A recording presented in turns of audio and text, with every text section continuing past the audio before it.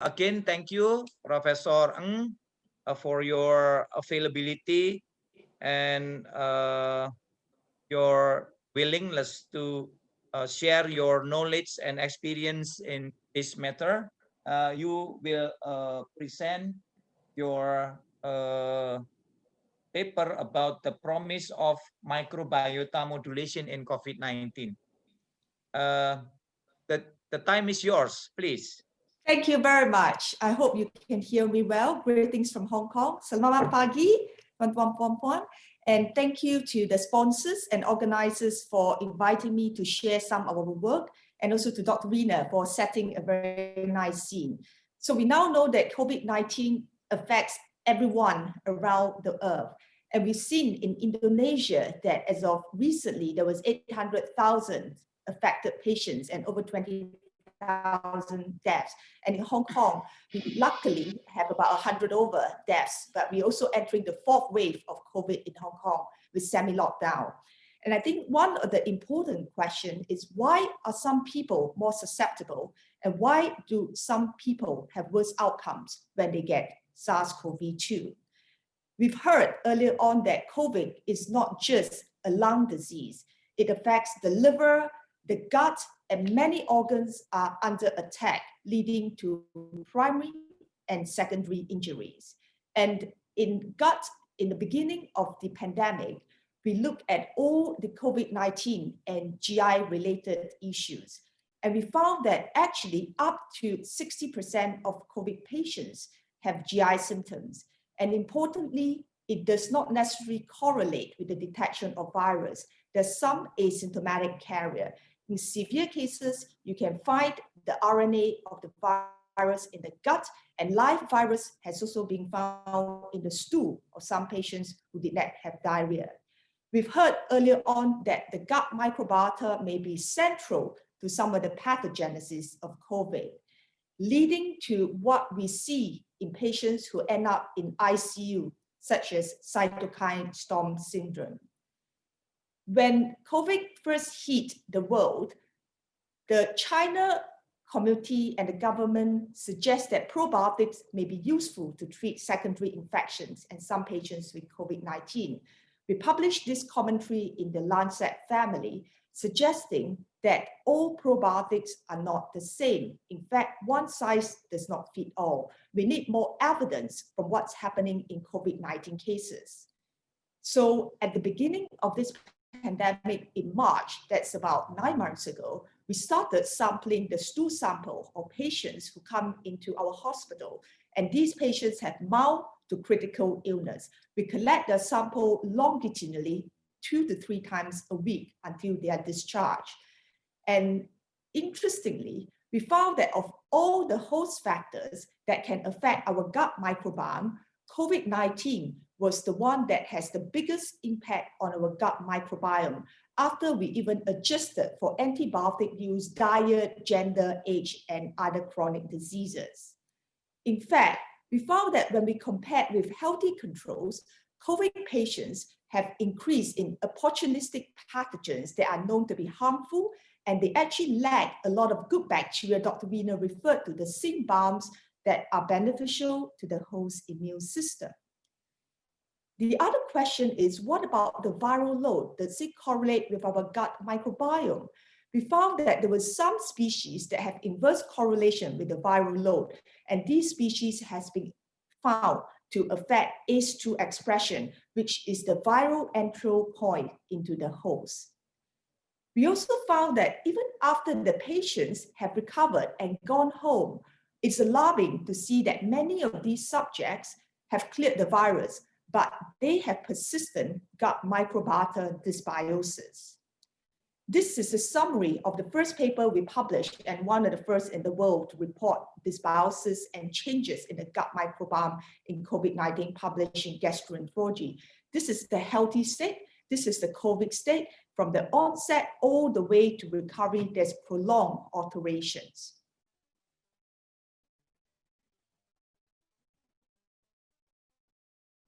After that, we started thinking, is it active? Does it replicate? We use the metagenome sequencing, and we can see that if we have very high 3N, it suggests that the virus is still active in your gut. And we found that when the throat swab becomes negative in some of these patients, you can see that they still have persistent spike of the virus. It is still active even after resolution in the pulmonary system. And in fact, what happens is those who have very high viral load actually has a lot of opportunistic pathogen. And those who have low viral load or no virus have the beneficial bacteria in the host. So that was in March. 3 months after that, which is in June this year, we have accumulated over 100 cases of COVID-19 and also matched controls. We want to know if these changes in the gut microbiome is just because they were in the hospital, or it's because they were on antiviral or antibiotics, or that even when you stop all those, it was still long lasting, and which organisms particularly is important in COVID-19, and whether we can restore this gut microbiome for better outcome in the patients. And in these 100 subjects, we found indeed that the non-COVID and COVID are very different in the gut microbiome. And the COVID patients has a decrease in one of the top 3 species of bacteria that produce short-chain fatty acid and are beneficial to immune system in the host. In fact, many of these species that are reduced are also associated with increased inflammatory marker. What this tells us is that when you have lack of this beneficial species, the patients have increased bad cytokines and pro-inflammatory cytokines in their bloodstream. And after the patients had gone home, you could see this is non-COVID and this is COVID. Patients will recover and discharge. How different they are still in the gut microbiome between these 2 groups. Certainly, they still lack the immunomodulatory bacteria. And we've heard early on about this alarming problem of long COVID. We know 75% of COVID-19 sufferers have persistent symptoms after recovery. And these symptoms are debilitating. They range from fatigue all the way to muscle ache, vertigo, lack of appetite, cough, vision problems, chest pain. This is the acute phase, and this is the post-COVID phase, which persists. And this could persist up to 2 to 3 months. And we don't know, it may go on for even years. And what we found was that even up to 2 months, the gut microbiota composition is still very different. And there were lower levels of the beneficial bacteria in these patients who were recovered and may potentially attribute to persistent symptoms seen in COVID. And when we published this work, Bloomberg actually interviewed us and showing that these COVID-19 patients may have prolonged gut issues and dysbiosis. And we had this press conference in Hong Kong. And because of this dysbiosis, we are able to now craft a new supplement to help rebalance the body's bacteria amid the COVID battle. And in fact, we are very pleased to hear that this bacteria formula is derived from patients with COVID-19 and healthy subjects. In fact, not all probiotics are the same. You could see we need to replenish what was missing, and we need scientific evidence to support microbiota modulation. We've heard the scientific modulation in some of the upper respiratory tract infections and children, but certainly in COVID, a specific microbiome formula may be effective, increase efficacy, and of course to be supported by human studies. So what we did was using big data analysis and machine learning, and the reference data set we have from over 1,400 healthy individuals and over 100 COVID-19, we are able to develop a very targeted, rationally designed oral microbiome immunity formula. The important part is not all bacteria or probiotic can go through the acid in the stomach and be tolerant to heat. And many of these bacteria are anaerobic. When exposed to oxygen, they die. So we need new technologies such as microencapsulation to allow more live bacteria to reach our gut to have a beneficial effect. So we then conduct a series of studies. In other words, asking, can the modulation improve outcomes of patients with COVID? And what about people who may be at risk of getting COVID-19? So we did a healthy population study of 100 subjects, aged from 18 to 83, half are male, half are female. We collect their samples, we perform big data and metagenomic analysis. It was rather alarming to find that in these so-called healthy individuals, you could see here, this red purple bar represent patients who have moderate to severe dysbiosis, up to 40%. They actually lack the beneficial immunomodulatory bacteria in their gut, even though they're supposed to be healthy, and that may potentially put them at risk of having certain infections. We now know the risk factors for gut dysbiosis. In fact, in our cohort, we found that the elderly, those with diabetes, those who are obese and have many comorbidities are the ones who have more severe to moderate dysbiosis. So we then test our formula in patients with COVID because it's unfortunate or fortunate. In October, we had our third and fourth wave of COVID. And this time we select patients consecutively to receive 28 days of the CUHK microbiome immunity formula. And we have a control group that just received standard care. From baseline to week 5, we collect their stool and their blood. We look at their symptom and we perform mucosal and immune markers profiling. Now, the two groups are comparable in their basic characteristics. You could see that they range from about 40 to 60 years old. In fact, half of these patients, unsurprisingly, have comorbidities, and majority have contact history of patients with COVID. You could see the severity range from mild, moderate to severe in this cohort. And then when they present, majority had fever, some had loss of smell or taste, some had diarrhea, and certainly majority would have some sort of respiratory symptoms.